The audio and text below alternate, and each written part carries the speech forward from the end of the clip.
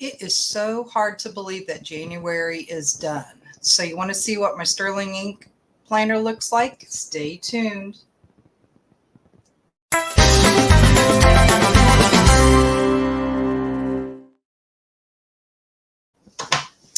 Hey y'all, it's Jen. Welcome back to my channel. So I wanted to show you what my planner looked like for January in my Sterling Ink N1 Common Planner. I really love carrying this around. For me, this is the perfect size. I'm using this in a Moterm cover, not only as a planner cover, but I'm also using it as my wallet. So able to keep my cash envelopes in here. So that's pretty cool. So let's take a look at January, shall we? So this is where I was tracking my stuff. You're probably not going to be able to see it very well, but I wanted to point out a couple of things that I did consistently through January, and I'm freaking proud of myself, y'all. So two things I did every day. It was either a no or a low spend. I was able to dot every single day. And the other thing that I'm even more proud about is I was able to journal every single day. And I do that in my Hobonichi cousin, which I'm going to do another video on to do a flip through of that one. So I was able to journal every single day. And if you haven't tried the practice of daily journaling, mine's kind of a combination journal / memory keeper. It's life changing, truly, because you're able to put things, record history, what happened to you that day, put down your thoughts, put pictures, write your heart out, put everything out on the paper. I was really, really pleased with that. So reading, not so much. I read for the first 3 days of January and have not read since. So I also had a week where I fell off my vitamins, which as a bariatric patient is not a great idea, especially when your annual visit's coming up where they draw all the blood work for you. So I definitely am back on that wagon so that when my blood gets drawn in a few weeks, things will be accurate. So anyway, so there's the tracker page. I'll show you what I did with the monthly page. I'm keeping this planner in particular pretty minimal as far as stickers and such. So for one thing, I don't want to get this one too bulky because this is my everyday carry that I'm taking around. I don't want to, have to pull a muscle trying to cart around my planner. So everything's, very basic. Pen, put down my college class assignment due dates here. Did everything very minimal. And then after the month was done, or towards the end of the month, I did want a little bit of decor. So these are some of the stickers from Sterling Ink that I got as like a freebie card. So I put some of those here. Very, very light because it's made with washi paper, I believe. And so it definitely doesn't weigh your page down. So that's what my very minimalistic but very functional monthly spread looks like. All right, let's go to the weeklies. So, woohoo! January 1st. Okay, so first week of the month. So since this is a brand new planner for me, brand new layout, all that, I did some experimenting. So the first week, I used the entire page all the way across for notes, to do, not to do's, but events, that type of thing, sort of thing. And then my second page, I split in half. I wanted to track my food on one side, and then I wanted to have like a running task list for the week. So two things happened here. One, I learned that highlighting or outlining the squares does not things at all. It kind of makes things worse in my vision anyway. Some people like to do it that, which is cool. That's no problem. You do you, boo. But I know for me, it ended up feeling like it was a lot more messy. And you'll see that some things are highlighted and some things aren't. What I ended up doing was about, I don't know, 3 or 4 days into the week, I went through my list and highlighted the stuff that I hadn't done yet just to make it stick out more. So one of the problems with having a running list like this is things, everything in my life, personal work, volunteer stuff, all of that ended up being dumped in this one column. Another thing I found doing it this way, didn't have enough room. I do a lot of stuff, so I just did not have enough room in that. So I tried it a different way the second week. So I split this page in half. I wanted to put down events and track my water here. And the water tracking went okay for the most part.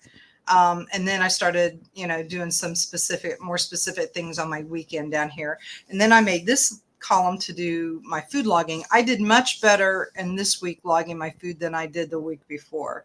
That doesn't stay consistent, unfortunately.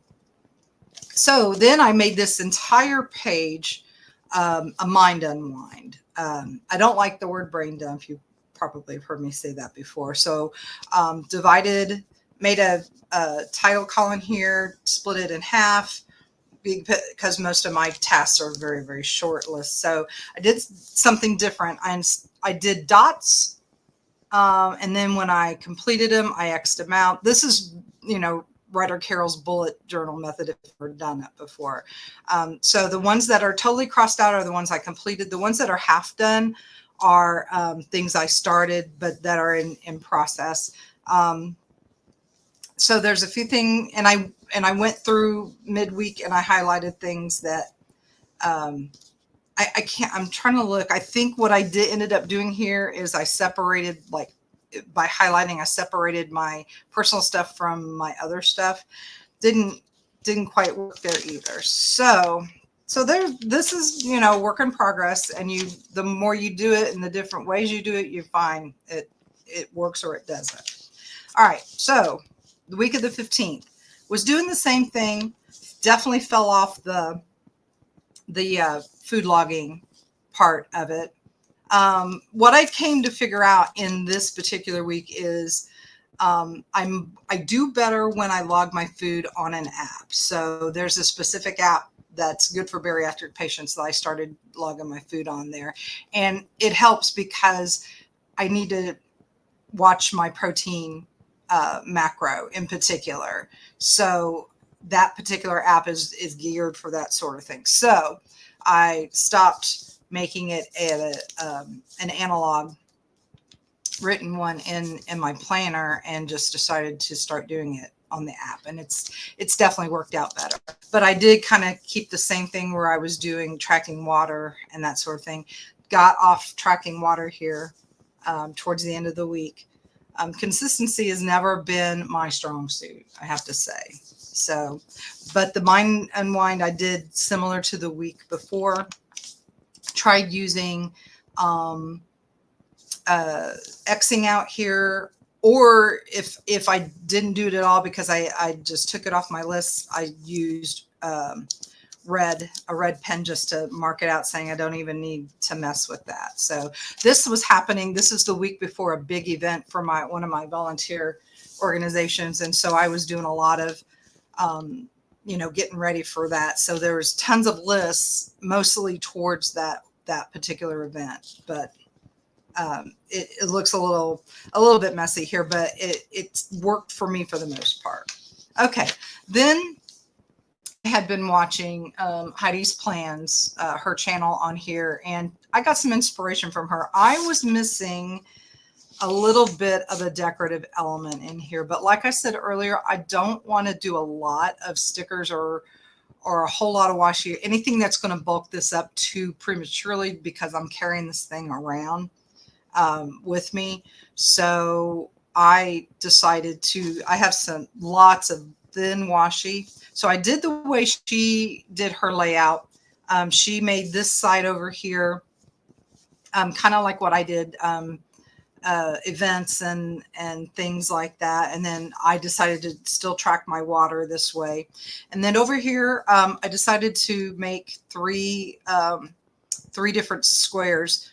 Made one square for my personal tasks that I wanted to do. Here's for my volunteer stuff, and then here's for my home stuff. So this to me, I was able to sort it in my mind a lot better being like this. So I really like this. I liked it enough to where I decided to do it the last week of the month as well, into February. Today is Sunday the 4th that I'm filming this. So, but I made it even a little bit more decorative with a little bit more color. Purple is my signature color, in case you don't know. Again, tracking my water here, I'm not doing as well, but I'm torn because I like seeing these things filled in. It's very satisfying. It's like checking a box over here. It just, I just, I can't explain why I don't do it. You know, I probably need to do a deep dive into my personal psyche to figure out what to do with that. But I do like the fact that I was able to compartmentalize the things I need to do into these three ways. So there's going to be some ebbs and flows in my tasks, because there's going to be some parts of the month or the year that I'm going to be heavier on my volunteer stuff, and there's going to be times where I'm going to be heavier on work stuff. There's going to be times I'm going to be heavier on home stuff. It's just going to depend. So being able to kind of separate everything out and look at it this way has helped my mind quite a bit. It's really made a difference to me. So, and that's it. So gonna do some planning for the month of February. But I wanted to show you what this looked like. I hope that you enjoyed this video. If you haven't subscribed already to the channel, I would love it if you would, for more content like this. Please hit the thumbs up so that YouTube knows that you like this, and hit the notification bell so that you'll know when I make another video. And that's it for today. Hope you all are having a wonderful Sunday.